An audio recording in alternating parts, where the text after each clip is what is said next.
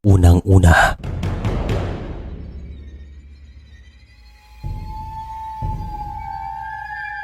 ang ilan sa mga Pilipino ay mahilig sa mga kwentong kababalagan.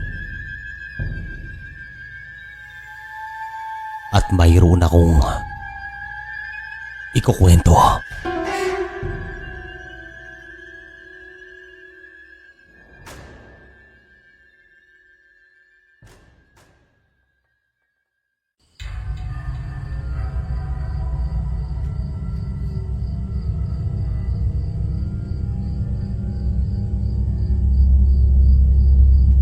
Magandang araw po sa inyo. Tawagin niyo po ako sa pangalang Carla. Nangyari naman ang karanasang ito way back 1989, dun sa lugar namin sa Antique. Pero yung mga magulang ko ay lumaki sa Iloilo. Bale sa Antique po sila nakabili ng lupa kasi murang-mura noon at malapit po sa dalampasigan. Ito pong pangarap nilang lokasyon nung hindi pa kami pinapanganak. Subalit ayon kay nanay ay meron po silang mga kakaibang karanasan sa baryo namin. Pero mga bata pa lamang kami nung time na yon. Habang lumalaki naman kami ay madalas naming nadidinig ang mga kababalagan na ito sa kanilang mga kwento. Pero gaya nga nasabi ng iba, hindi ka maniniwala kapag hindi mo maranasan. Sa pagtungtong ko sa edad na 13 ay nagkaroon ako ng karanasan sa bahay. Ito ang pinakauna, pero ito rin ang huli sapagkat tinulungan ako ng isang albularyo. Buwan ng Mayo taong 1989. Isang hapon, sa aking paggising ay agad akong tumungo sa kusina para magsaing. Nakita ko naman si nanay at agad akong tumulong sa kanya. "Nay, ano ang ulam natin mamaya?" tanong ko. "Hindi ko nga alam, nak. Parang gusto ko ang kumain ng tuyo," sagot niya. "Gusto mo bang bibili ako sa bayan?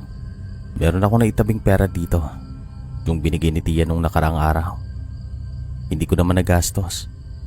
Huwag na nating hintayin si tatay. Ako nang bibili,"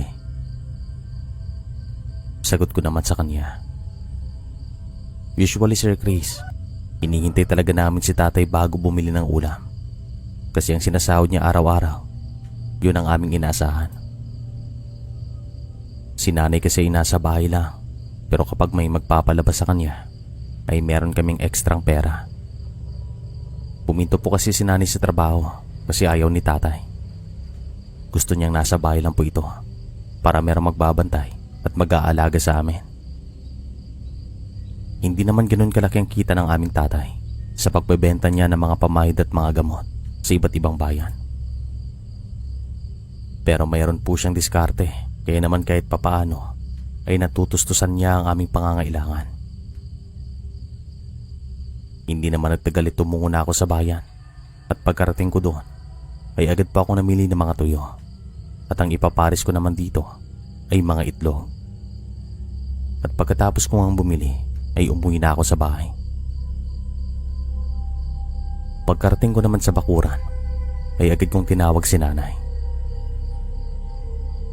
"Nay, nasaan kayo?" Pasigaw na sabi ko at walang sumasagot.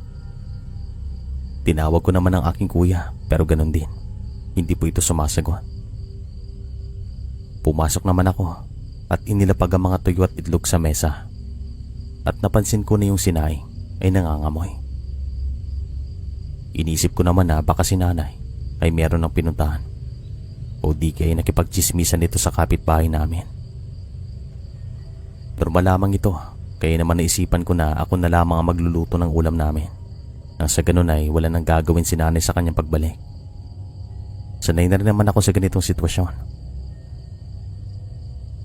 Habang nagpiprito ako ng itlog ay biglang nanindig ang aking mga balahibo sa batok. At sa maniwala kayo o hindi, Sir Chris, parang nag-vibrate ang aking buong katawan. Tumingin ako sa aking paligid at ramdam na ramdam ko na meron pong kakaiba sa mga sandaling ito. At ang katahimikan ay talagang nakakabingi. wala akong ibang nadidinig bukod sa pinipirito kong itlog. Tapos unti-unting lumamig ang simoy ng hangin. Lumabas ako sa kusina at tumingin sa aking paligid. Wala naman ako nakikitang kakaiba. Pero alam kong merong nangyayaring hindi normal. Malakas ang kutob ko. Nakababalagan na ang lahat ng ito. Bumalik naman ako sa loob ng kusina at aking niluto ng sabay ang itlog at tuyo, kahit na hindi ko naman ito ginagawa. At nang matapos na ako, ay dali-dali akong lumabas ng bakuran para hanapin si nanay. Hindi ko alam kung saan ito pumunta, pero sinubukan kong hanapin siya kasi hindi na ako mapakali. Nang marating ko itong Talayban, ay dire-diretso lang po ako sa paglalakad. Wala mga bahay sa bahagi na yon. At dito ko na po nakasalubong ang isang misteryosong lalaki na sa tingin ko ay nasa 40 pataas ang kanyang edad. Napakagwapo, parang artistahin, maputi, subalit wala po itong kanal sa pagitan ng kanyang ilong at bibig, at ang ganda rin ng kanyang kilay. Normal po siya tignan, parang pangkaraniwang tao talaga, Sir Chris, at walang kakaiba sa kanya sa unang tingin. Patangkad din po ito at nakasuot na magarang damit. Ngumiti ito sa akin, pero ako ay hindi ko siya pinansin kasi nga hindi ko siya kilala, at ito ang unang pagkakataon na nakita ko siya doon sa aming baryo. Patuloy lamang ako sa paglalakad hanggang sa unti-unti ko namang napansin na para bang pabalik-balik lamang ako sa bahagi na yun, sa may Talahiban banda, at unti-unti namang lumulubog ang araw. Sinubukan ko namang bumalik pero ganun pa rin, hanggang sa inabutan na nga ako ng dilim sa daan.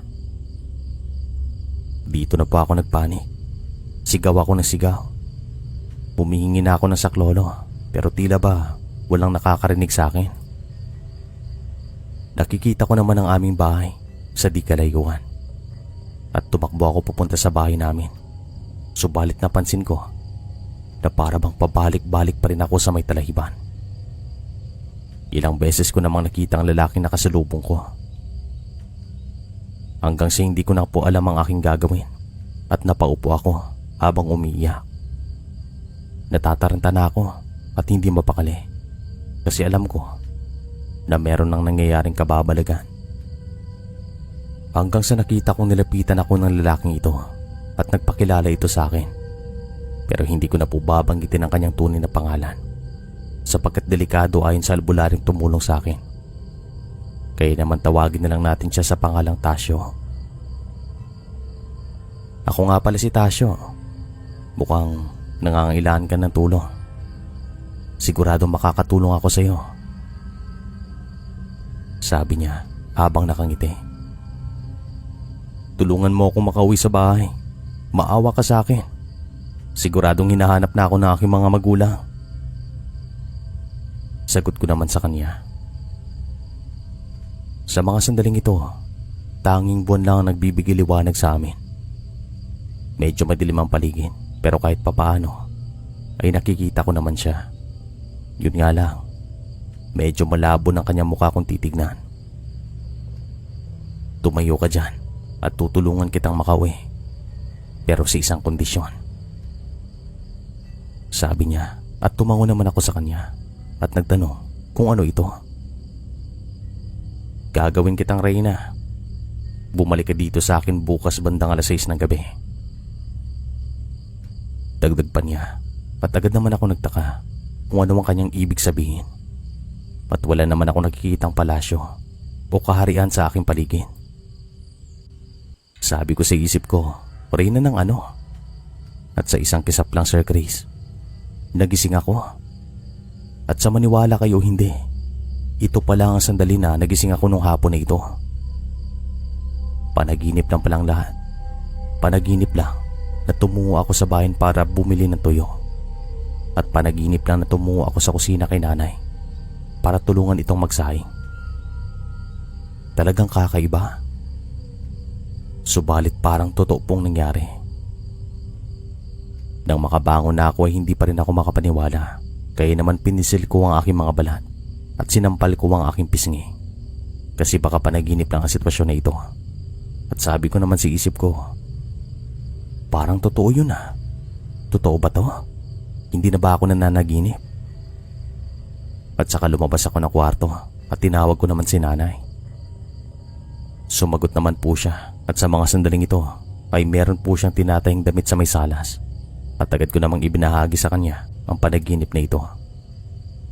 Subalit sabi niya, huwag ko nang bigyan ng kahulugan kasi nga panaginip lamang ito at hindi magkatotoo. Magmula po sa hapon na ito, pakiramdam ko ay para bang may nakatingin sa akin kahit saan ako magpunta. Kahit nasa banyo ako, pakiramdam ko ay meron pong umaaligin. Bandang 8:00 ng gabi ay pumasok na ako sa aking kwarto at nakaamoy ako ng mabangong bulaklak. Kaya naman hinanap kong pinanggagalingan ng amoy, subalit nabigo ako. Bumalik ako sa aking higaan at napatingin sa labas ng bintana. Pero nandyan pa rin ang amoy. Pero maya-maya lang, nawala din naman. Bandang 9:00 ng gabi ay nakatulog naman ako nang hindi ko namalayan kasi biglang lumamig ang simoy ng hangin na nanggagaling sa labas ng bintana. At wala naman ako napaniginipan sa gabing ito. Kinabukasan naman ay kinuwento ko kay nanay tungkol sa naamoy ko. At sabi niya, wala naman daw silang naamoy na ganito. Kaya naman nakapagtataka lang. Hindi pa rin mawala sa aking isipan ang panaginip kong ito nang dahil nga sa parang totoong nangyari. At iniisip ko rin na baka magkatotoo ang sinabi sa akin ni Tasyo. Alam kong nanaginip lamang ako pero para sa akin ay merong mangyayaring hindi maganda kung hindi ko susundin ang kanyang sinabi sa akin. Kasi sumang-ayon ako sa kanyang kondisyon. Tutulungan niya ako makauwi pero gagawin niya akong reyna. Bandang 5:00 ng hapon, unti-unti na akong kinabahan kasi baka totoo nga ito. At habang lumulubog ang araw ay parang natataranta na ako. Hindi ko gustong lumayo kay nanay. Kumbaga, parang napraning ako nung time na to. Pero lumampas lang 6:00. Wala namang nangyaring masama sa akin. Kaya naman inisip ko na baka panaginip lang talaga ito. Bandang 8:00 ng gabi ay nakatulog na ako nang hindi ko namalayan. At dito na po ulit ako nanaginip na parang totoo. At habang nakahiga daw ako sa aking kama ay nakarinig ako ng isang tunog na alam kong gawa ng isang tiktik. Kasi minsan na rin namin itong narinig nung mga panahong buntis ang aming kapitbahay. At sabi ni nanay at tatay, tiktik nga daw ang gumagawa nito. Nagbibigay babala na merong umaaligid na aswang. So yun nga, inisip ko na tiktik po ito. Hanggang sa meron daw akong nakitang figura sa labas ng bintana ng aking kwarto. Siluweta ng malaking hayop. At hindi lang ako sigurado kung aso nga ba o pusa. Basta parehong-pareho ang figura sa mga hayop na ito. Yun nga lang medyo malaki. Nakatingin ito sa akin at para bang tatalon pa. "Huwag kang pumasok," sabi ko at sumigaw ako ng sumigaw para daw marinig ako ni nanay at tatay. Subalit kahit anong gawin ko, hindi sila tumutugon at hindi man lang nila ako pinuntahan sa aking kwarto. Pakiramdam ko sa mga sandaling ito, nag-iisa lamang ako sa bahay at wala akong kasama. Hanggang sa narinig ko naman ang boses ni Tasyo na nasa galit na tono. "Di ba sabi ko sa'yo gagawin kitang reyna? Susunduin na kita ngayon," sabi daw niya at umiyak daw ako. Hanggang sa nagdasal ako ng nagdasal. Siguro mga 10 beses akong nagdasal. Humingi ako ng tulong sa kataas-taasan hanggang sa nakarinig ako ng nakakangilong tunog sa aking mga tenga. Sa lakas nito ay para bang nabibingi ako. Kaya naman tinakpan ko daw ang aking mga tenga. Sa maniwala kayo o hindi, nagising pa ako sa bangungot na ito. Pero pagkatingin ko sa aking paligid ay maliwanag na.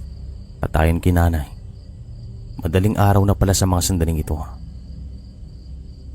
Napansin ko naman ang aking mga balat ay talagang maputla at nadidinig ko na si nanay ay umiiyak na sa mga sandaling ito. Si tatay naman ay nakita kong maluwa-luwa ang kanyang mga mata. Nakita ko naman po itong isang mama na nakatingin sa akin at nakakaamoy ako ng insenso. At meron pa ako nakikitang usok na kumakalat sa bahay namin. Usok po ito ng insenso. Nay, tay, anong nangyari? Bakit po kayo umiiyak? Bulalas ko at nalaman ko naman sa mga ito na mahigit kalahating oras na daw akong walang buhay. Talagang hindi po ako makapaniwala. Kasi para sa akin, nanaginip lamang ako ng masama. At dito naman kinuwento ni nanay ang lahat. Bandang 11:00 daw ng gabi, nagsimulang umalulong yung mga aso namin. Hindi po sila mapakali. At nadidinig daw nila akong nagsasalita na tila ba merong kinakausap. Si kuya daw ang unang nakarinig. Pinuntan doon nila ako at hinahabol ko na ang aking hininga. Tapos sa mga sandaling ito ay nakakarinig sila ng tunog ng tiktik. Kaya naman inisip ni nanay na baka inaaswang daw ako at baka totoo nga ang aking napanaginipan kahapon na merong gustong kumuha sa akin. Kaya naman humingi sila ng tulong sa albularyo at yun nga, mula hating gabi hanggang madaling araw ay ginamot ako ng albularyo at sinubukang bawiin. Pero masasabi ko na ang tumulong sa akin ay ang katastaasan. Naniniwala ako na narinig nila ang aking dasal. Kaya magmula sa araw na ito ay nagsisimba na ako palagi. Tapos naging miyembro po ako ng simbahan. Ito lang naman ang naging karanasan ko sa kababalagan. Hindi na rin naman nasundan pa pagkatapos nito. Kaya maraming salamat po sa inyo. Hanggang sa muli. More power, Sir Chris.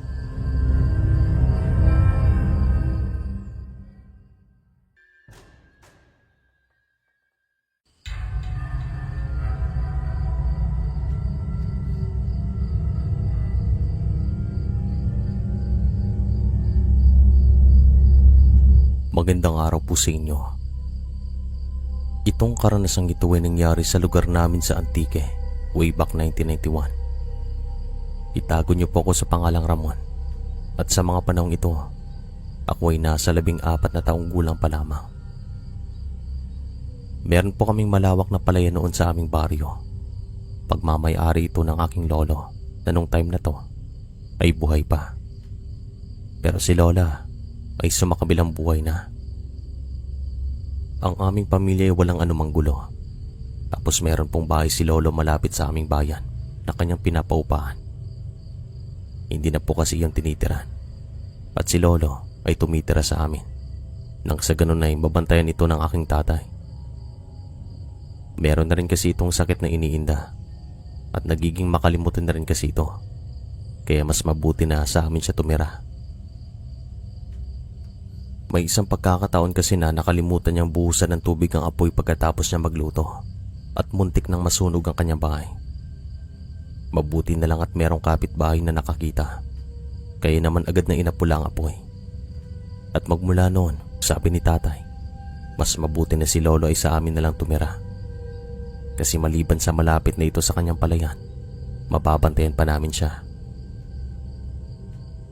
Isang umaga sa aking pagising, ay agad akong tinawag ni Lolo na sa mga sandaling ito ay nasa likod ng aming bahay.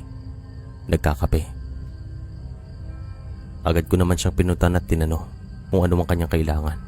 Pero nararamdaman ko na meron siyang iuutos sa akin. Pagkarating ko naman ay hindi ako nagkamali.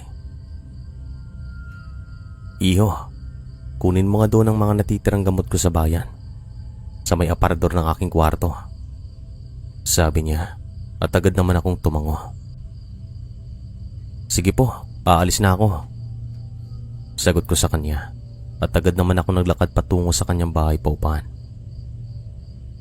Mula po sa aming bahay ay kinakailangan pang maglakad ng mahigit kalahating kilometro bago marating ang bahay paupahan ni Lolo. Ganun kalayo, pero sanay na rin naman kami sa lakaran at wala itong problema. Pero minsan, tinatamad rin naman kami, kaya sumasakay na lang kami ng tricycle.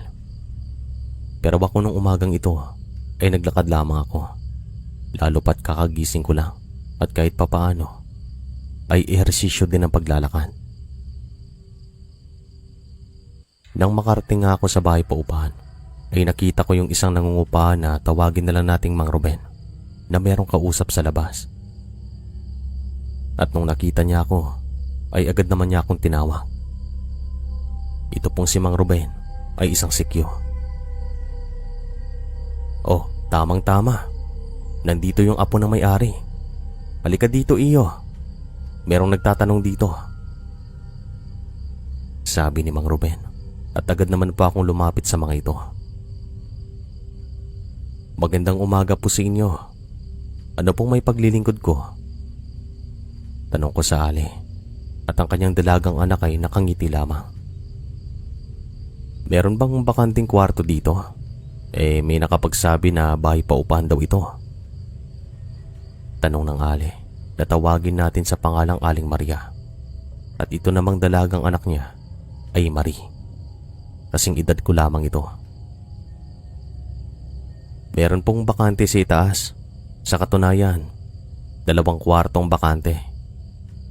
Pero yung isa ay kwarto ng aking lolo. Gusto niyo po bang tignan? Tanong ko sa kanya.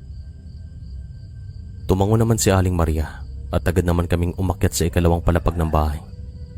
At nang makita nilang kwarto, ay agad namang nagsabi si Aling Maria na ayos na daw ito para sa kanila ni Marie. Pwede po ba kayong sumama sa akin sa bari namin? Para makausap niyo po si Lolo. Siya po kasing may-ari ng bahay na to. Apo lang ako dito. Sabi ko naman. O sige, tara. Sagot naman ni Aling Maria. At naglakad kami patungo sa aming baryo. Nakuha ko na rin ang mga gamot na pinapakuha ni Lolo. Pagkarating naman namin sa bahay, ay nagtataka si nanay at tatay kung sino ang aking mga kasama. At pinakilala ko naman sila. Hindi naman nagtagal ay dumating si Lolo at kinausap ang mag-ina. Ako naman ay kumain ng agahan. Maya-maya lang ay tinawag ulit ako ng aking lolo at sinabihan na ihatid sina Aling Maria sa bahay paupahan kasi uupahan nila ang kwartong pinakita ko sa mga ito.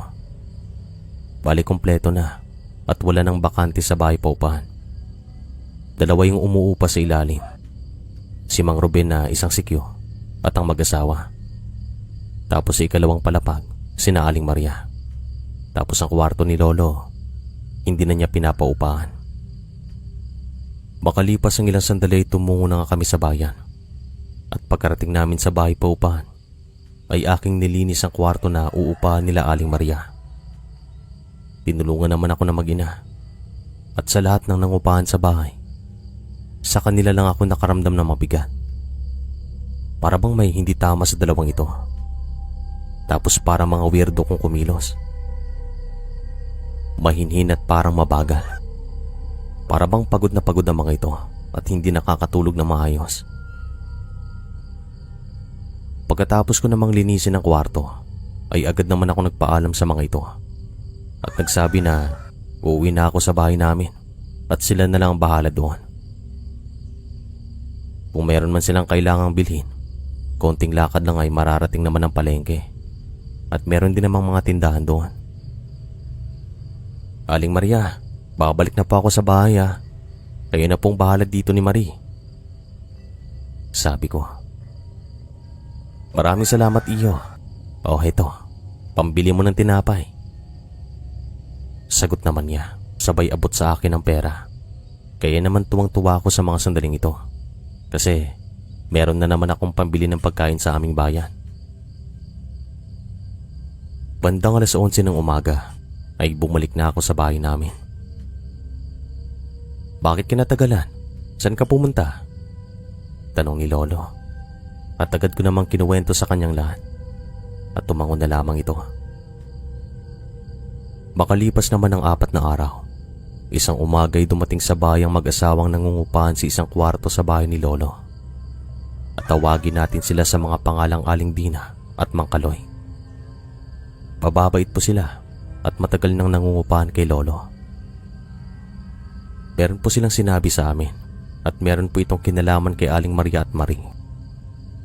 At nang tanungin ito ni Lolo kung anong problema, sabi ng mag-asawa, tuwing gabi daw hindi sila nakakatulog na maayos nang dahil sa merong nanggagaling ingay sa kwarto ng mag-ina.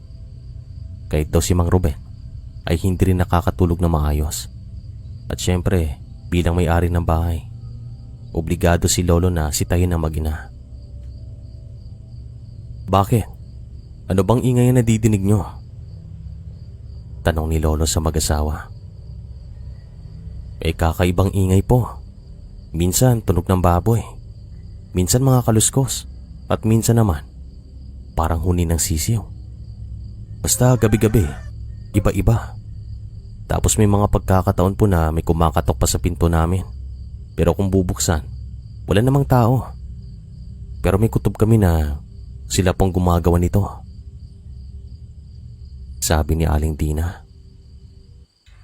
Totoo po yan, Tay. Hindi naman sa sinisiraan sila namin. Pero magmula nung dumating sila, ay hindi na kami nakakatulog na maayos. Tapos kakaiba na rin pong amoy ng bahay.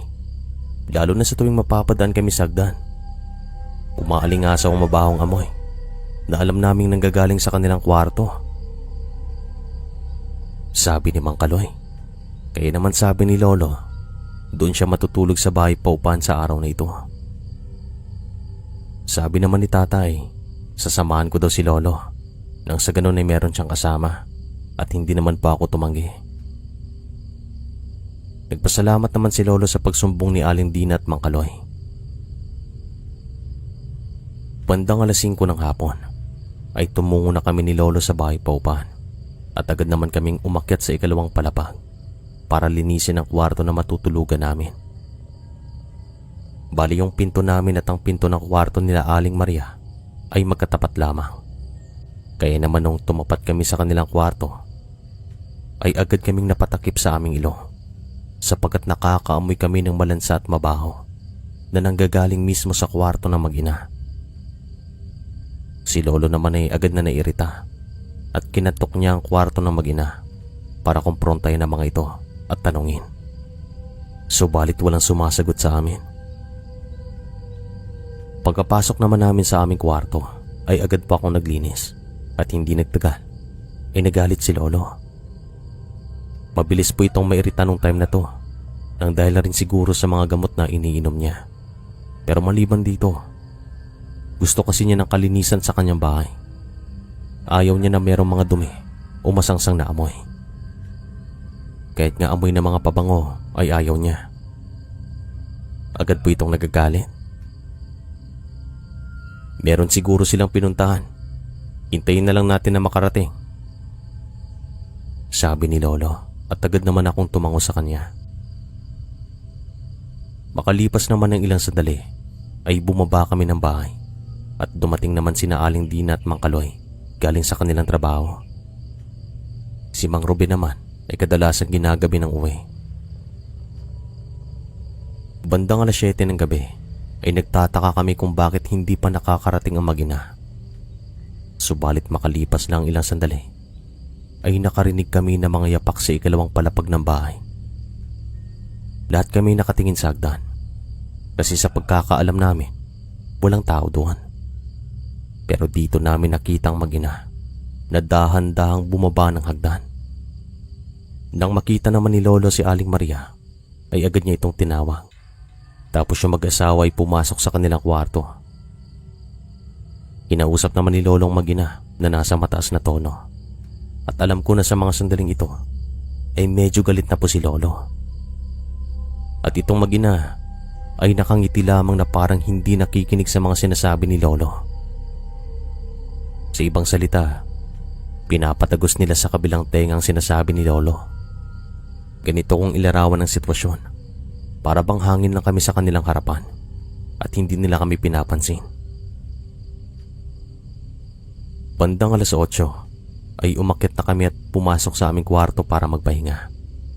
At sabi naman ni Lolo sa akin, makiramdam ako hanggang sa makatulog naman siya. Gisingin ko daw kung gumagawa ng ingay ang mag-ina nang sa ganon ay makumpronta niya ito. Gusto rin kasi niyang mahuli sa akto. Bandang 9:00 ng gabi ay nakatulog naman si Lolo. Hindi ko naman siya inistorbo ng dahil nga meron itong iniindang sakit at kinakailangan niya magpahinga. Bandang 11:00 ng gabi, tahimik ng paligid nang makarinig ako ng tunog na nanggagaling sa kwarto ng mag-ina. Tapos umalingasawang amoy ng langis. Ito ay isang pamahid na nabibili sa mga manggagamot. Alam kong pamilyar kayo dito. At sa aking pagtataka ay bumangon ako kasi talagang nakakahilo. Isa ako sa mga taong hindi kayang amoy na ito. Wala pong kisa may kwarto namin. Ganon din kina Aling Maria. Hanggang sa nakarinig po ako ng tunog ng baboy na nanggagaling mismo sa loob ng kanilang kwarto. Dito na po ako natakot. Dito ko na ginising si Lolo at nang magising ito ay nagsabi siya na puntahan daw namin ang kwarto ng mag-ina. At pinuntahan nga namin. Si Lolo ay hindi na kumatok. Direkta niyang binuksan ang pinto at sa maniwala kayo hindi, wala kaming nakita. Wala po sila sa loob ng kwarto pero yung bintana ay nakabukas at merong nakasinding gasera sa ibabaw ng mesa. Tapos meron kami nakitang eskultura na maliit at merong libretang maliit din sa gilid nito. At ang eskultura na ito ay kawangis ng isang mabangis na hayop. Merong sungay na parang kalabaw. Lumang-luma na ito kasi nangingitim ng ilang parte. At dito na po naginala si Lolo na ang kanyang mga arintador ay mga aswang. Mabigat din ang nararamdaman namin habang nasa loob kami ng kanilang kwarto. Bumaba kami ng bahay at saka nagparinig si Lolo kasi alam niyang nasa paligid lang ang mag-ina. Lumabas naman ang kwarto sina Aling Dina at nalaman naman namin na sumasakit daw ang kanyang tiyan. At dito na rin namin nalaman na buntis pala ito. At palagi nang sumasakit ang kanyang tiyan magmula nung dumating ang mag-ina. Kaya dito na kami naginala. Ilang oras na wala kaming nadidinig sa ikalawang palapag. Ilang beses ding tinignan ni Mang Ruben ang kwarto ng mag-ina pero wala pa rin sila doon. At bandang 6:00 ng umaga ay nagulat na lamang kami na wala ng kanilang mga gamit sa kwarto. Lumayas sila nang hindi namin alam. At kung paano nila nagawa ito, yun ay hindi pa rin namin alam magpahanggang ngayon. Sa tuwing maaalala ko po ito ay napapailing na lamang ako ng dahil sa nakapagtataka. At magmula noon ay hindi na po namin nakitang mag-ina. At mula din nung umalis sila ay nakakatulog na maayos ang mag-asawa. At hindi na rin po sumasakit ang tiyan ni Aling Dina. Talagang nakapagtataka kung saan sila dumaan at kung paano nila nagawa yon. Hanggang ngayon ay isa pa rin itong palaisipan sa akin. Hanggang dito na lang po ang kwento. Maraming salamat po sa inyo. Ramon ng Antique.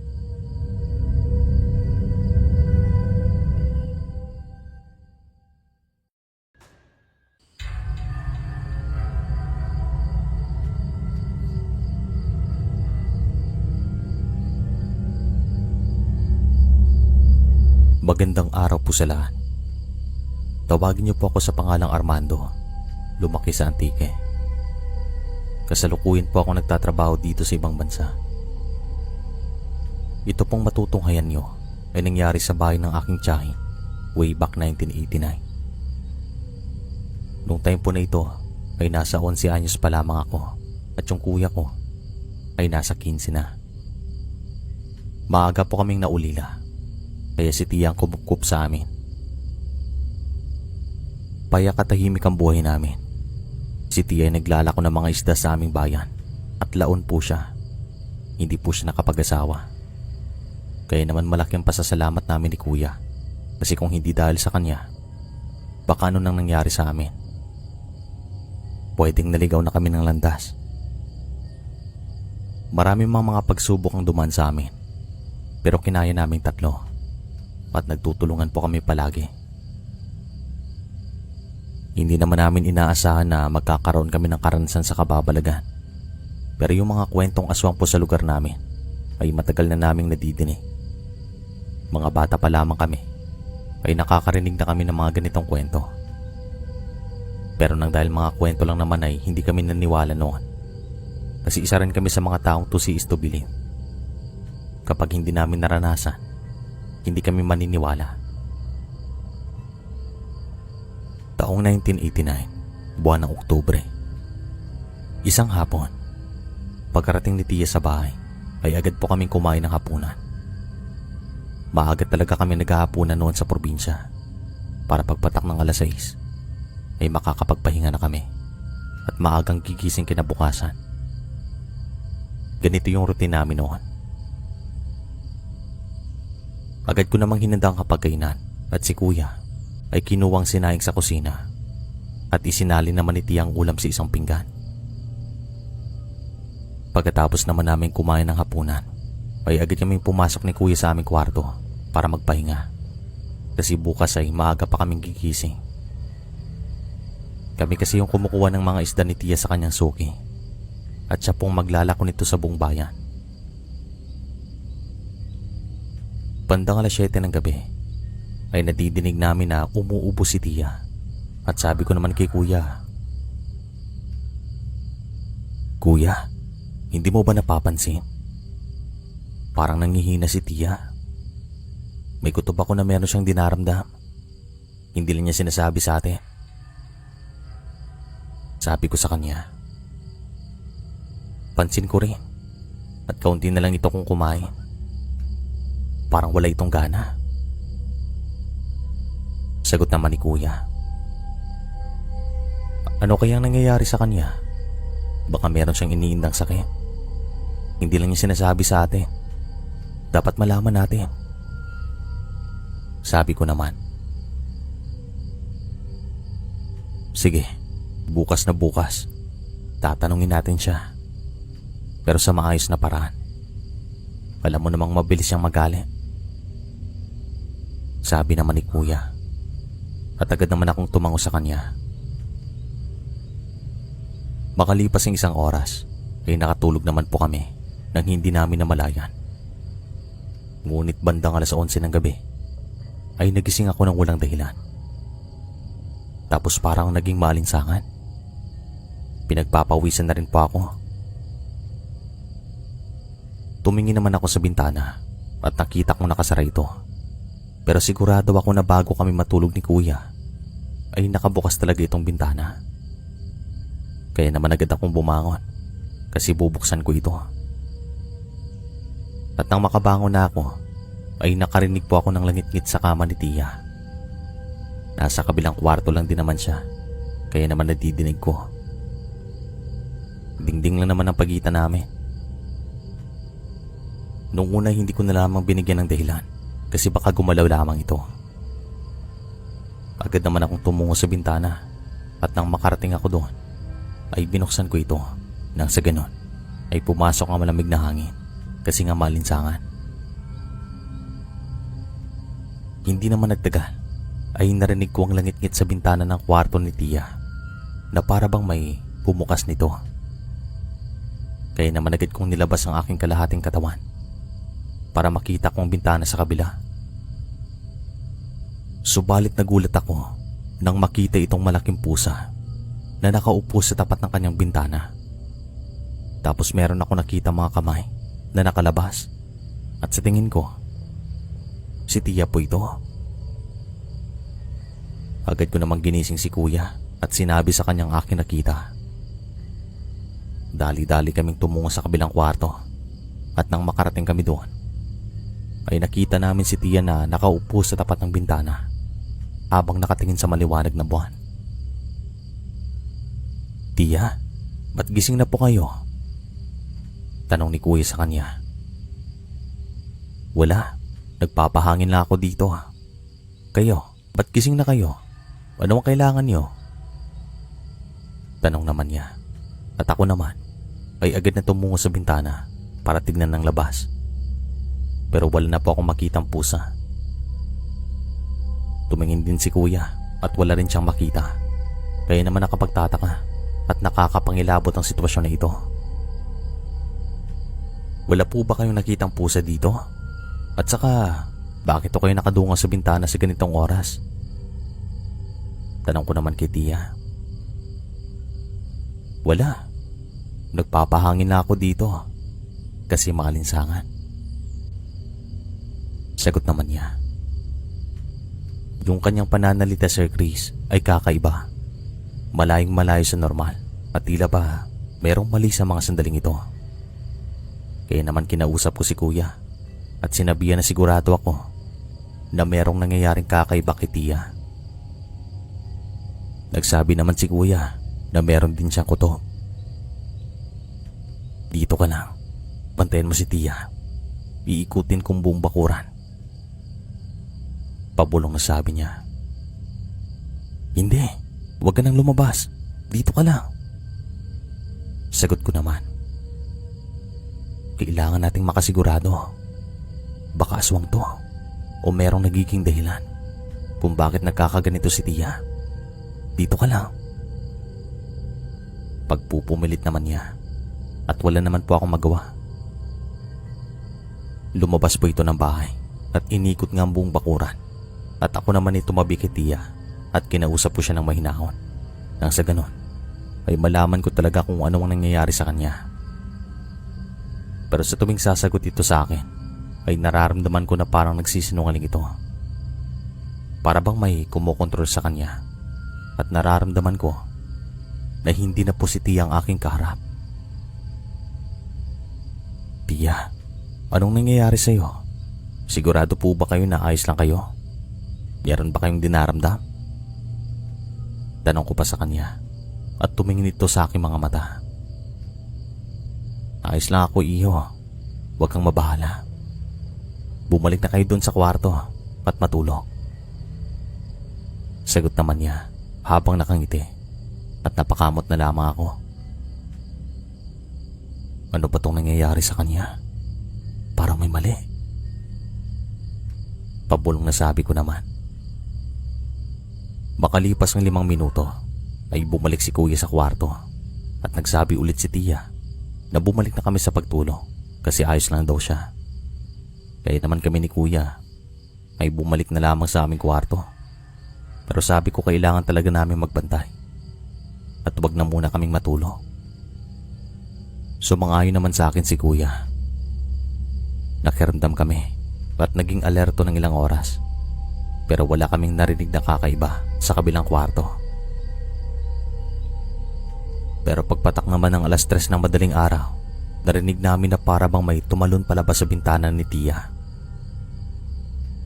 Kuya, parang may tumalon sa bintana ni Tia. Tignan natin, baka siyang lumabas. Sabi ko, at dali-dali ulit kaming tumungo sa kanyang kwarto at tama nga ang aking hinala. Wala na nga si Tia sa kanyang kwarto. Kumuha naman si Kuya ng itak at saka lumabas kami ng bahay. Takot na takot ako sa mga sandaling ito. Hindi ko po alam ang aking gagawin kasi nga bata pa ako at hindi ako sanay sa mga ganitong sitwasyon. Bumilib lang talaga ako kay Kuya kasi unang karanasan niya ito. Pero tila ba handa siyang harapin ang kung anumang umaaligid sa amin.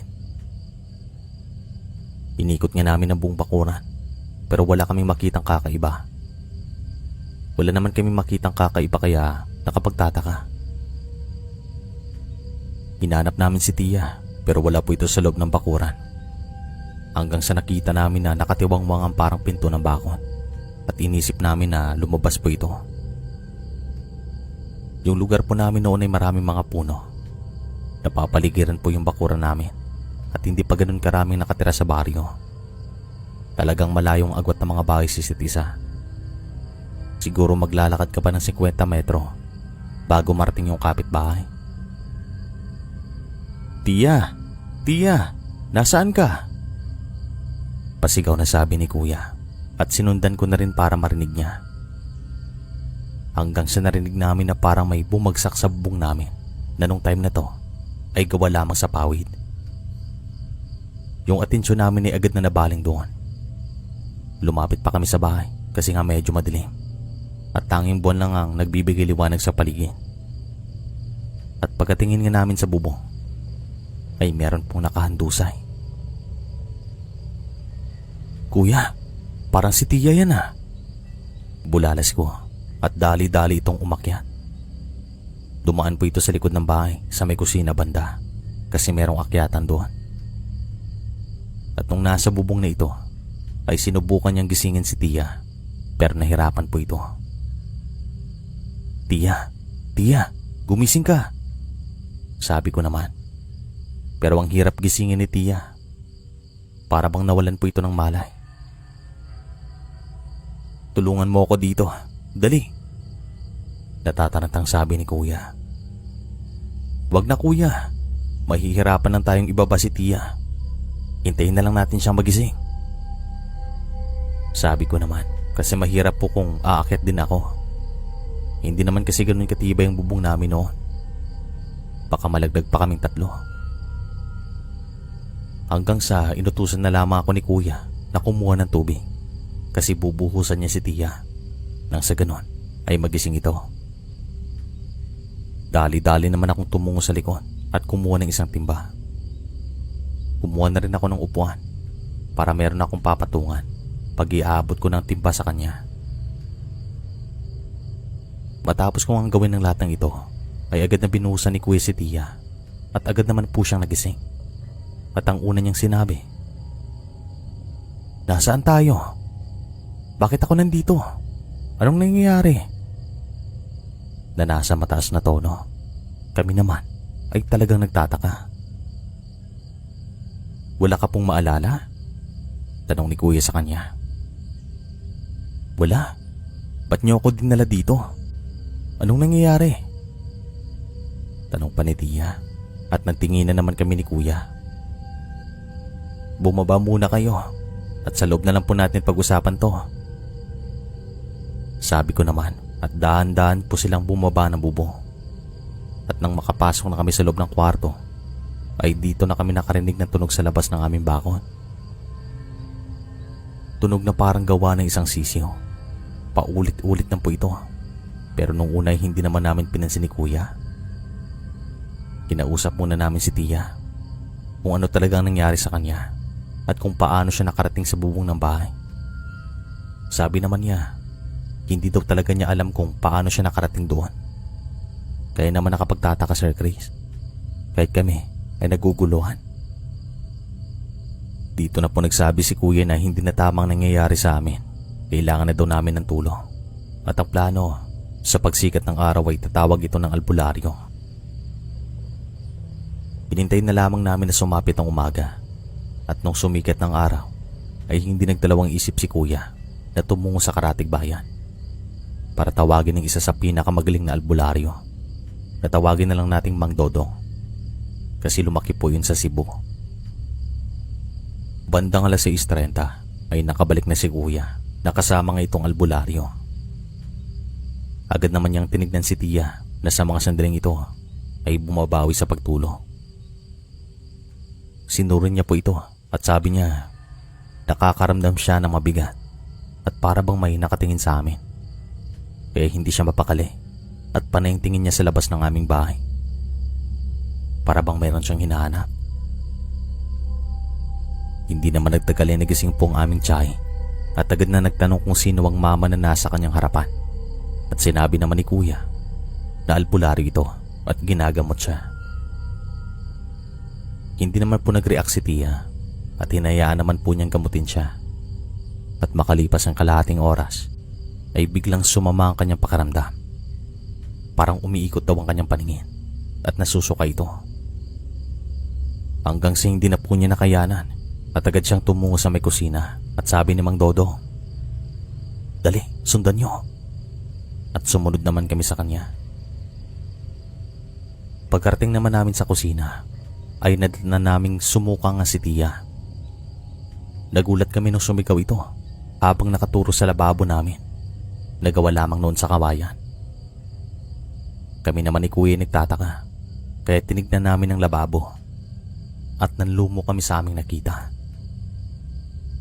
Isang ibon po na maliit, yung parang sisiw pa lamang, basang-basa at parang natataranta po ito at naghahanap ng kanyang tatakbuhan.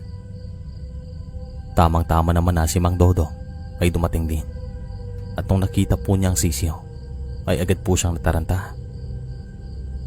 Sinasabi ko na nga ba, tamang aking gutom. Bumalik na kayo doon sa may sala. Dali, ako nang bahala dito. Sabi niya, at agad naman po kaming bumalik sa may sala. Hinintay namin siya doon at makalipas ang ilang minuto ay dumating ito na hawak-hawak ang sisiw na kanyang binalot sa isang panyo. At sabi niya siya na lang daw ang bahala sa hayop na to. Dito na rin niya sinabi sa amin na si Tia ay niyanggaw sa pamamagitan ng pagkain. Inalala naman ni Tia kung saan siya huling kumain sa ibang bahay o kailan siya tumanggap ng pagkain sa iba. Pero maraming beses daw at hindi na niya mabilang, kaya hindi niya matukoy kung sino ang nagyanggaw sa kanya. Binigyan na lamang ito ng pangontra ni Mang Dodo para magbibigay pahiwatig sa nagyanggaw sa kanya na nagamot na ito at para layuan siya. Patapos ang mga pangyayaring ito ay hindi na muli kaming nakaranas ng anumang kababalagan sa bahay. At isang leksyon naman ang aming nakuha. Maging alerto sa anumang oras at huwag agad magtiwala. Sir Chris, dito ko na po tatapusin ang kwento. Maraming salamat po sa pagbigyan niyo ng pagkakataon na mabasa itong kwento. Tinulungan po ako ni Kuya na mabuo ito kasi nakalimutan ko na pong ilan sa mga nangyari. Yung tiyahin naman po namin ay pumanaw way back 2015. At ang kwento na ito ay isa sa magsisilbing alaala niya sa amin. Maraming salamat po sa inyo. More power. Armando ng Antique.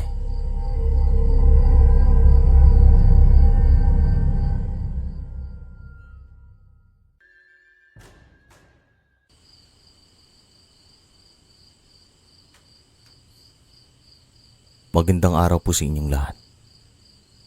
Itong karanasang ito ay nangyari po sa baryo namin sa Antique, way back 1995. Noong time na ito, ay nakikitira ako sa bahay ng aking ate, nang dahil nakadestino ako malapit sa kanilang bayan.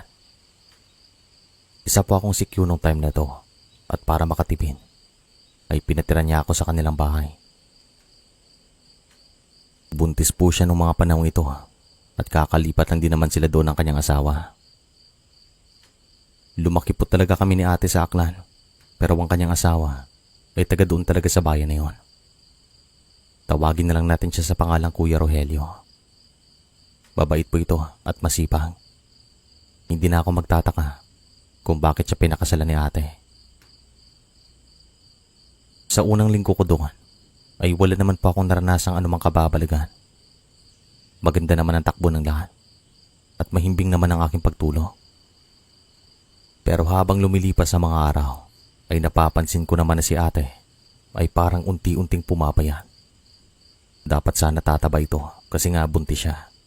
At nasa lahi namin na talagang tumataba ang aming mga kamag-anakan na babae kapag buntis. Hanggang sa isang umaga, habang kami kumakain ng almusal, ay tinanong ko ito kung meron ba siyang sakit o ano man dyan. At sabi niya wala. Ano ka ba? Wala akong sakit. Hindi naman tayo sakitin. At isa pa, malakas akong kumain. Tignan mo itong pinggan ko. Sagot niya. At totoo naman po ito. Malakas pong kumain si ate nung time na to. Palagi itong nakakadalawang pinggan.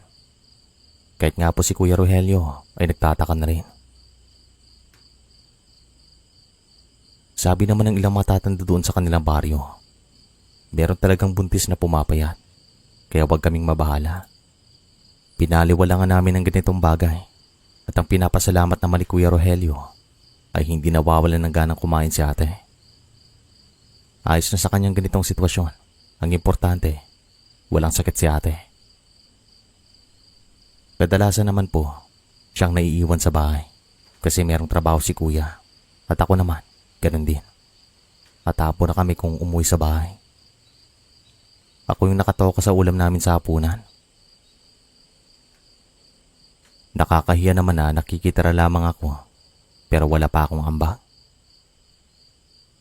Hanggang sa isang hapon, pagkatapos ng aking trabaho, ay agad pa akong umuwi. At pagkarating ko sa bahay nila ate, ay nakita ko na pinipilaan itong bagong tindahan. Kaya naman tumungo ako doon para bumili ng nilaga. Sa haba naman ng pila, ay naabutan ako ng dilim. At bandang alas 6:30 ay naglakad na ako pauwi sa bahay nila ate. Tahimik ang gabing ito, tipikal, at ang tanging madidinig mo sa paligid ay ang mga tunog ng kuligling. Wala pang gaanong namamasada nung time na to, kaya walang ibang ingay, maliban sa mga insekto at mga ibon. Pagkarating ko naman sa bahay nila ate, ay napansin ko na nasa labas ito. Nakaupo si isang tumba-tumba habang may hawak-hawak na abaniko. Ate, anong ginagawa mo dito sa labas? Pumasok ka na. Gabi na. Sabi ko sa kanya. Ay, salamat. Hindi pa nakakarating si Rogelio. Baka meron pa siyang pinuntahan o baka niyaya itong mag-inuman. Sagot naman niya. Hayaan mo na yon. Nandito naman ako. Minsan, kailangan din naman nating mag-relax. Lalo pa pagpagod tayo sa trabaho. Sagot ko naman sa kanya. At ayon pa sa kanya, minsan lang namang uminom ng alak si Kuya Rogelio. Kaya hinahayaan na lamang niya ito. Gutom na ako. Kain na tayo. Sabi ni ate. At agad naman po akong kumuha ng kanin at isinalin ng ulam sa mangko. Hindi nga nagtagal ay kumain kaming dalawa. Wala pa po silang kuryente nung time na to, kaya gasera at lampara lamang ang ginagamit naming ilaw tuwing gabi. Pero kahit ganito, malamig po doon kina ate kasi nasa bulubunduking parte sila ng Antique. Napapaligiran ng mga puno ang kanilang bahay. Kaya malamig ang simoy ng hangin kahit na tanghaling tapat. Sa kalagitnaan naman ng aming pagkain, ay napansin ko na hindi siya mapakali. May mga pagkakataon na kumunot ang kanyang noo at huminga ito ng malalim. Para bang meron siyang dinaramdam. Ate, ayos ka lang ba? Tanong ko sa kanya. Nakakaramdam ako ng kaunting pananakit sa tiyan. Pero mawawala din naman ito mamaya. Sagot naman niya. Kailan pa yung nagsimula? Palagi ba yung sumasakit? Tanong ko naman sa kanya. Nagsimula to nung magtatatlong buwang buntis na ako. Sagot naman niya at tumangon na lamang ako. Kasi wala rin akong alam sa pagbubuntis. Wala pa kasi akong asawa nung time na to. Hindi pa man kami nakakatapos sa pagkain, ay nakarinig kami ng isang kakaibang tunog. Parang gawa ng isang inahing manok. Yung manok na nangingitlog. Subalit sa pagkakaalam ni ate, ay wala pong nag-aalagang manok sa kanyang mga kapitbahay. Ate, nadidinig mo rin ba? Tanong ko sa kanya at pinakinggan naman niya ng mabuting paligid. At nung marinig niya ito, ay agad siya nagtaka kasi nga walang nag-aalagang manok sa kanyang mga kapitbahay. Oo nga no, saan yan nanggagaling? Tanong pa niya. Parang sa likod ng bahay, napakahina. Sagot ko naman. Hanggang sa nagsabi ito na tignan daw namin at magdala daw ako ng lampara. Kaya naman tumungo kami sa kusina kasi mula doon ay matatanaw ang likod ng bahay. Kakauyan na rin pong bahagi na yon. Pagkarating pa lang namin sa kusina, ay huminto sa pagtunog ang akala naming inahing manok. Oh, ba't tuminto? Parang alam ata na nandito tayo ah. Pabirong sabi ni ate at ngumiti naman ako. Hanggang sa kinuha ko nang ang isang lampara at saka tumungo ako sa likod ng bahay. Aking pinunta ng mga bahagi na sakop ng lupain nila ate. Pero wala naman ako nakitang kakaiba o anumang hayop. Kaya bumalik na lamang ako sa loob ng kusina para maghugas ng pinggan. Nang makapasok na ako, ay nagtanong pa si ate kung ano daw ang aking nakita. Pero sabi ko sa kanya wala at bumalik nito sa loob ng sala para magpahinga. Tumango naman ito at naghugas nga ako ng pinggan. Sa mga sandali po na ito ay patingin-tingin ako sa labas kasi may mga siwang sa tapat ng lababo na kung saan ako naghuhugas ng pinggan. At walang ano-ano, ay umihip ang napakalamig na hangin.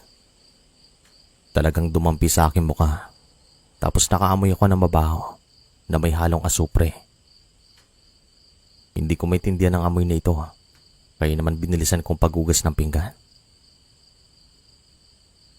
Pagkatapos ko namang gawin to, ay agad akong tumungo sa may sala na kung saan naroroon si ate at narinig ko siyang bumabahing. "Naamoy mo rin ba, ate?" Tanong ko sa kanya at tumango po ito. "Ang sakit sa ilong ha. Saan kaya nanggagaling?" Tanong naman niya at sabi ko hindi ko alam. Nararamdaman ko na rin sa mga sandaling ito na meron talagang kakaibang nangyayari sa paligid ng bakuran. Alam kong merong mali, kaya naman sinabihan ko siya na magsindi ng insenso na binigay daw sa kanya ng kanilang kapitbahay na merong paniniwala sa mga kwentong kababalagan. Panangga din daw ito at pantaboy sa mga aswang. Sinindihan ko nga mga insenso at nang kumalat ang uso ay dito na gumaan ang pakiramdam namin. Napasabi talaga ako na gumaan kasi kanina lang ay mabigat po ang nararamdaman namin. Para bang merong presensya na hindi maganda.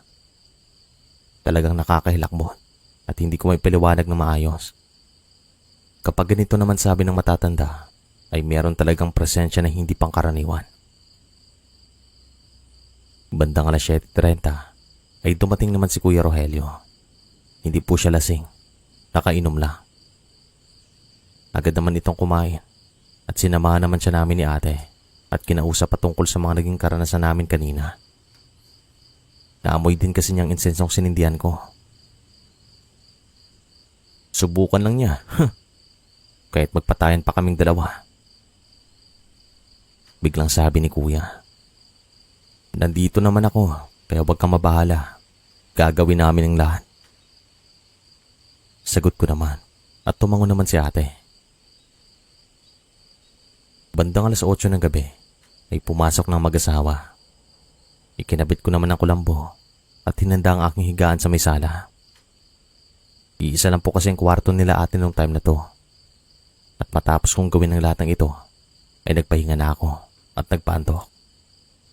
Makalipas ang mahigit kalahating oras, ay dinalaw ako ng antok at hindi ko naman namalayan na nakatulog na ako. Mahimbing naman po ang tulog ko nang dahil pagod rin ako sa kakatayo buong araw. Kaya nga nasabi ko kanina, isa po akong sikyo nung time na to. Alerto din po ako. Kaunting kalabog o ingay, ay agad po ako nagigising. Pero nakakabalik din naman agad sa pagtulog. Pagpatak naman ng alas 2 ng madaling araw, ay dito na po ako nagising ng walang dahilan. Hindi ko alam kung bakit hindi na ako makabalik sa pagtulog. Sinasabi rin ng aking utak na maging handa kasi parang may umaaligid sa mga sandaling ito. Bumangon ako hanggang sa unti-unti kong napagtanto na meron pong tumutunog sa likod ng bahay. Ganun pa rin, parang tunog ng inahing manok. Napakahina, pero nang dahil tahimik ang paligid na nadidinig ko siya. Hanggang sa bumangon na nga ako kasi hindi po ako mapakali. At maliban dito, naamoy ko ulit ang mabahong amoy na parang may halong asupre na naamoy ko kaninang hapon nung naghuhugas ako ng pinggan. Nagtataka talaga ako at gusto kong malaman kung anong klaseng hayop ang gumagawa ng tunog. Basta parang tunog po ito ng inahing manok sa unang dinig.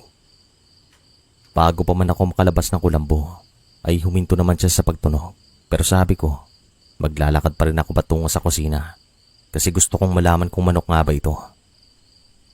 At nang makarating ako doon, ay narinig ko na para bang may kumakaluskos sa dingding ng kwarto nila ate. Ito yung dingding na kung saan naroroon ang kanilang bintana. At kung lalabas ako, talagang makikita ko kung ano o sino ang kumakaluskos doon. Kumuha muna ako ng ita at tinawakan ko ito na mahigpit. Saka dahan-dahan pa akong lumabas ng kusina. Nung makikita ko naman ang gilid ng bahay na kung saan nanggagaling ang kaluskos, ay nagdasal muna ako na sana hayop lamang ito. At nung nakita ko na nga, dito naman nanindig ang aking mga balahibo at hindi ako makagalaw ng ilang segundo nang dahil sa akin nakita. Nakita ko po itong isang tao na nakatubad sa tapat ng bintana nila ate. Nakatapat po ito mismo sa bintana. At siya nga po ang kumakaluskos. Medyo mahabang kanya mga kuko at mahaba rin ang kanya mga buhok. At nang makita niya ako, ay tumayo po siya ng matuwid at saka tumakbo patungo sa tapat ng bahay. Sinundan ko ito. Tumakbo ako ng mabilis nang sa ganon ay maabutan ko siya. Pero nang marating ko ang tapat ng bahay, ay hindi ko na siya makita. Ang mabahong amoy naman na naamoy ko kanina ay ang siyang naiwan sa mga sandaling ito at alam ko na sa kanya talaga nanggagaling ang amoy na ito. Dali-dali akong pumasok sa bahay at agad ko namang ginising si ate at Kuya Rogelio. At nang magising ang mga ito, ay labis naman ang kanilang pagtataka. Dito ko na sinabi kung ano ang aking nasaksihan. Hindi naman makapaniwala si Kuya Rogelio, kaya naman agad siyang lumabas ng bahay at inikot ang buong bakuran. Subalit wala naman siya makitang kakaiba o anumang hayop. Hindi naman makapaniwala si ate. Nadidinig rin daw niyang kaluskos, pero nagkikibit balikat lamang ito. At inisip niya na baka isang daga lamang ang gumagawa. Normal naman daw doon ang mga daga, kaya hindi siya nag-isip ng anumang bagay na merong kaugnayan sa kababalagan. Hanggang sa nagbigay ako ng suwestyon na sindihan ng mga natitirang insenso. Nang sa ganun, ay hindi na bumalik ang tao na nakita ko sa tapat ng kanilang bintana. Sabi naman ni Kuya Rogelio, sigurado siyang aswang ito. Kasi wala namang normal na tao ang gagawa nun sa madaling araw. Tapos sa bahay pa ng iba na may buntis na nakatira. Meron din kasi itong mga narinig na kwento patungkol sa mga aswang noon. Doon mismo sa kanilang bayan. Kaya meron siyang ideya pagdating sa mga ganitong bagay. Nanatili naman kaming gising hanggang umaga at pilit ko namang inaalala ang mukha ng matanda. At ang sabi naman sa akin ng matandang kapitbahay nila ate, baka may ginawang orasyon ng aswang na yon para hindi ko siya maalala. At ito rin ang suspecha namin. Nagkaharap kami, pero bakit hindi ko siya maalala? Patapos ang pangyayaring ito, ay hindi na rin kami nakaramdam ulit ng kababalagan sa bahay nila ate. Kasi nung araw na ito, ay tumungo talaga kami sa albularyo para humingi ng tulong. Maliban dito, ay naging alerto kami tuwing gabi ni Kuya Rogelio at yung mga kanilang kapitbahay ay nakikiramdam din. Pero mabuti naman at matapos ang karanasan namin ito, ay hindi na ulit kaming pinaramdaman hanggang sa mga anak si ate. Dito ko na siguro tatapusin ang kwento. Maraming salamat sa binigay niyong oras. Hanggang sa muli po, mag-iingat kayo palagi. More power.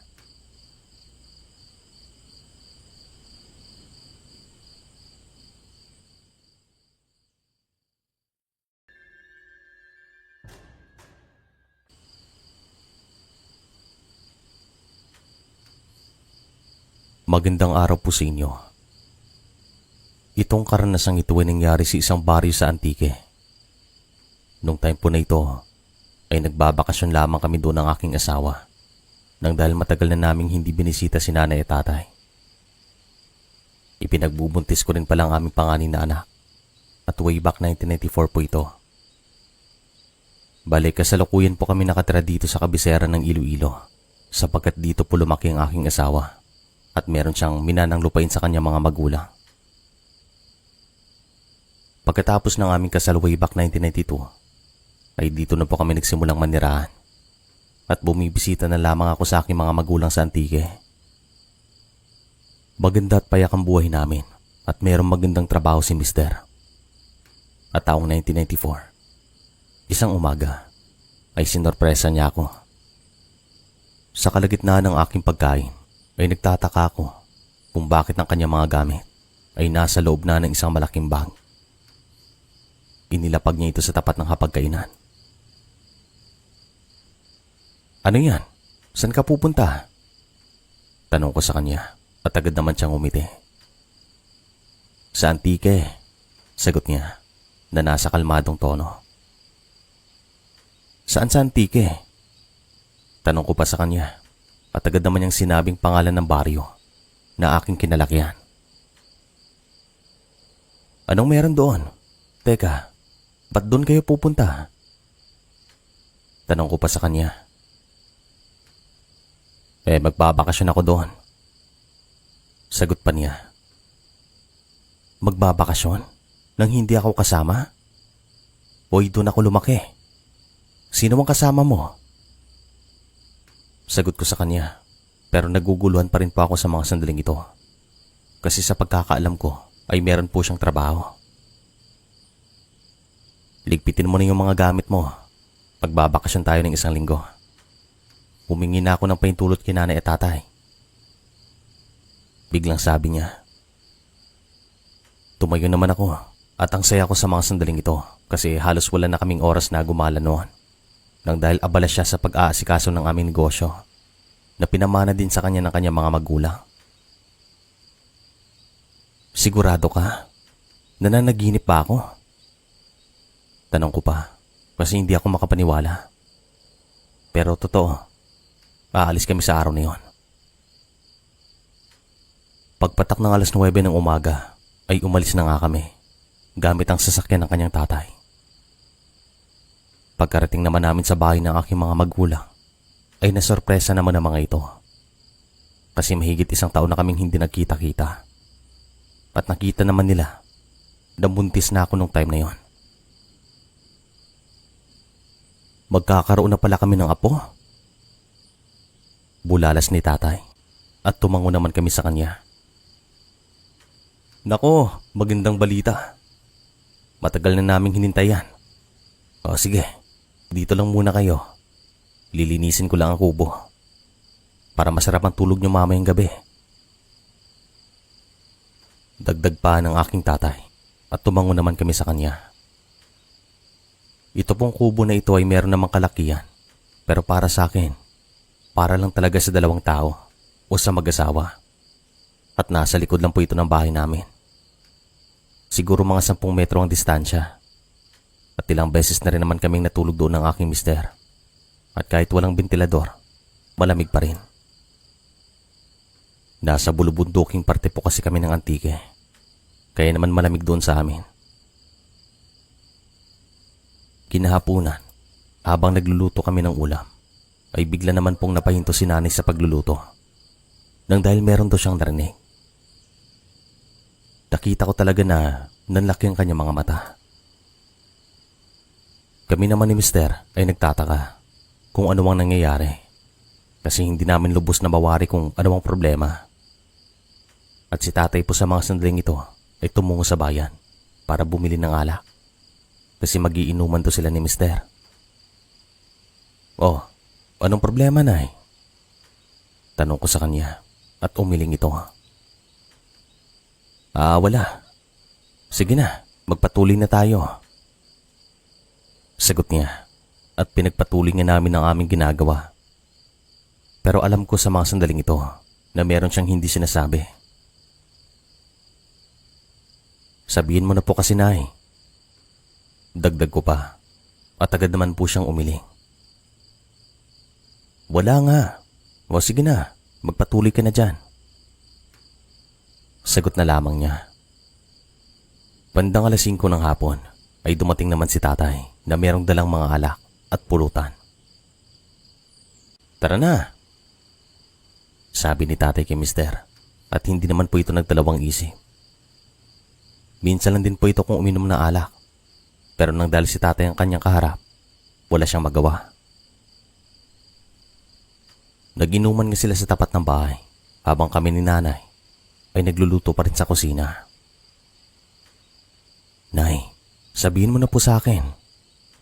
Ano pong problema? Ba't po kayo napahinto kanina? Pabulong na tanong ko sa kanya. Kasi gusto ko talagang malaman ang dahilan. Makikita kasi sa kanyang muka ang pagkabahala. May narinig ako kanina, kaya ako napahinto at nabahala. Sabi niya at mas naintriga ako sa mga sandaling ito. Bakit, nay? Ano yung narinig mo? Tanong ko pa sa kanya.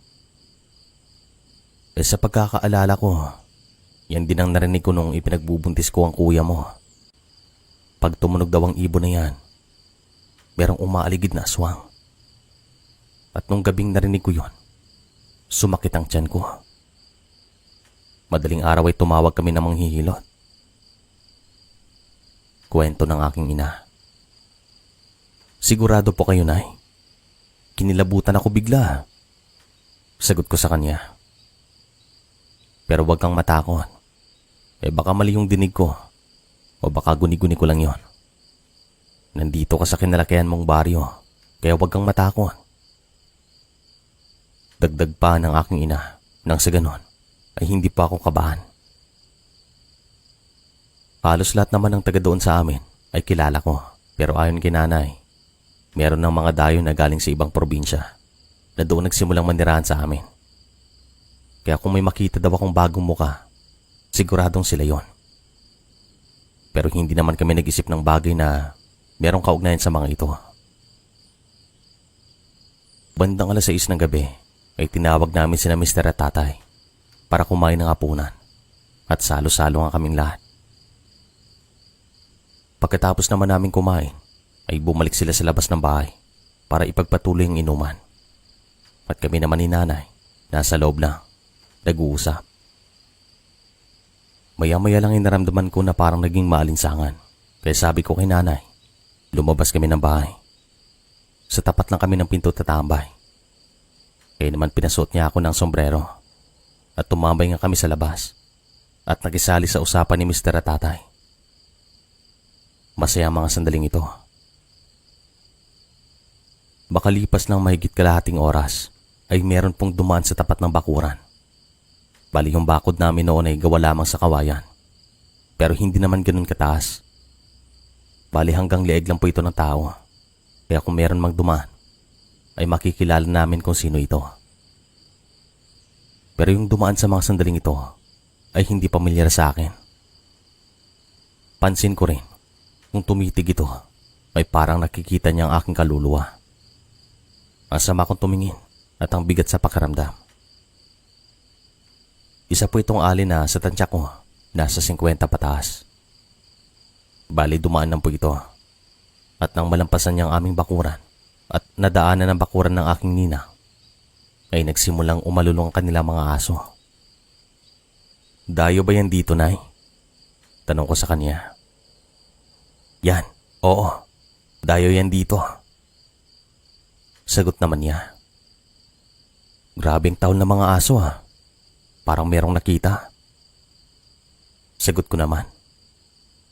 Alam mo, pansin ko rin. Kapag dadaan yan sa bakuran ng ninang mo, ay tinatahulan talaga siya ng mga aso doon. Hindi ko alam kung bakit. Dagdag pa ni nanay. Baka aswang. Meron namang ibang mga dayo dito na hindi naman tinatahulan. Pabirong sabi ni tatay na nasa malakas na tono at pinatahimik po ito ni nanay. Shh! Kontrolin mo yung bunganga mo ha. Sabi ni nanay sa kanya at tumawa na lamang si tatay.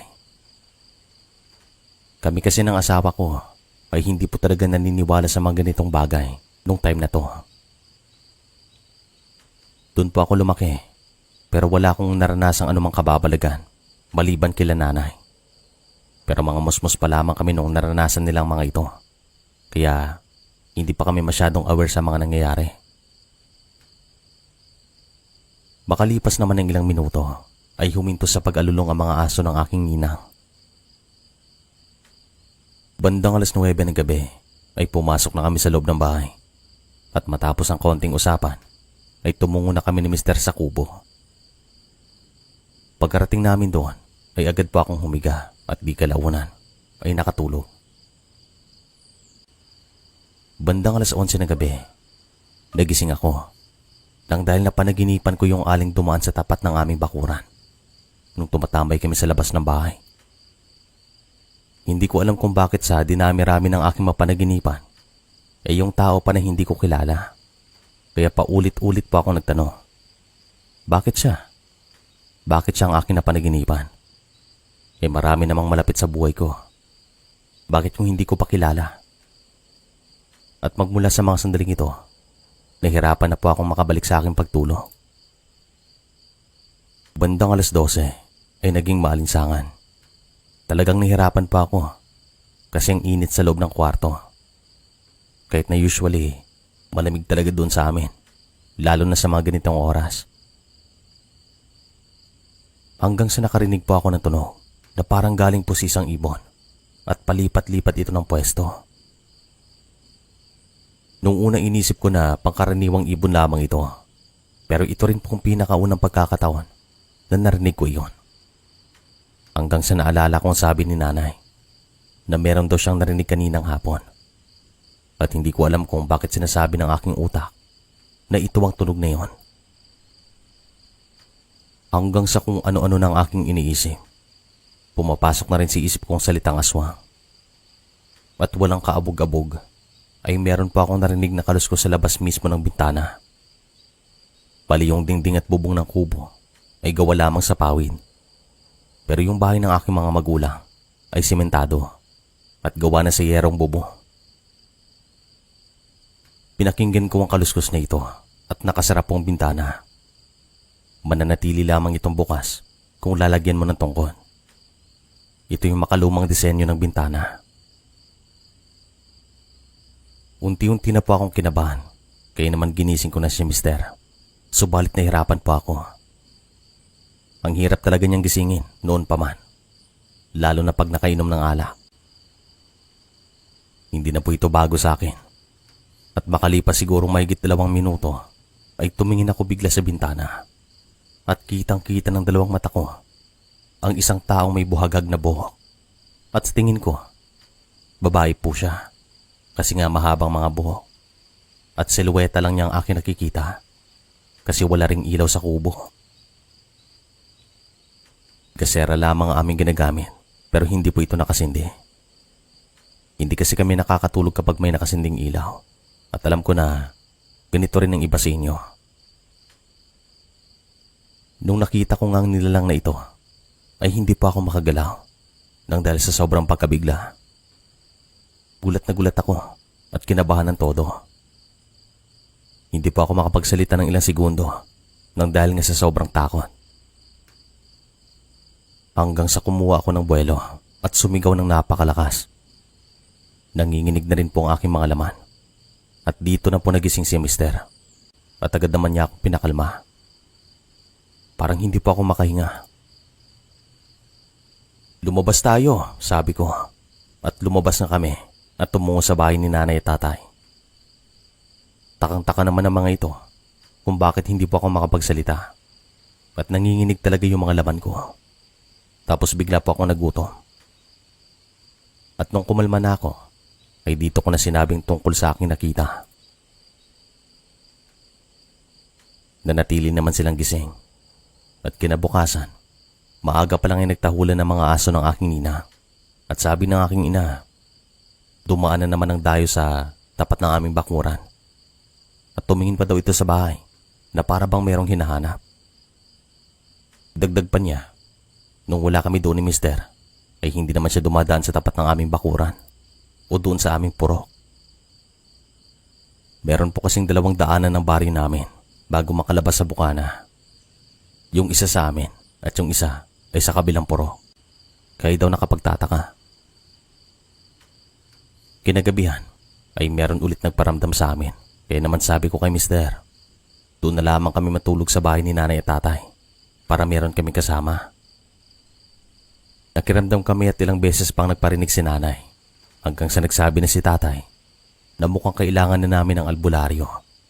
Kasi baka umuwi na kami ng aking asawa ng wala sa oras at masirang ang bakasyon namin doon. Kaya naman kahit gabi na, tumawag talaga si tatay ng albularyo. Lakas loob po itong tumungo sa karatig baryo at makalipas ang mahigit kalating oras, dumating sila. Sabi naman ng albularyo, alam niya at pamilyar siya sa mga dayo na merong lahi. Kaya nagparinig po ito at kanyang inilarawan ang kanyang pinaghihinalaan. Sinabi rin niya kung saang bahagi ng baryo sila nakatira. Hindi naman kasi ito ang unang pagkakataon na pumasok ang albularyo sa aming baryo para manggamot. Kaya meron siyang ideya. Yun nga, nagparinig ito At sa maniwala kayo hindi, nahinto mga pagpaparamdam sa amin nang dahil sa kanyang pagbabanta na kung hindi daw siya titigil sa pagpaparamdam ay puputok ang kanyang pangalan sa baryo. Magmula talaga sa gabing ito, Sir Chris, ay naging tahimik ang lahat. Talagang nakakatulog na ako na maayos at binigyan niya rin ako ng isang pangontra. Kaya naman hindi na rin po nasundan ang karanasang ito. Maraming salamat po sa inyo at sa mga taga-subaybay. Hanggang dito na lang po ang kwento. Maraming salamat po.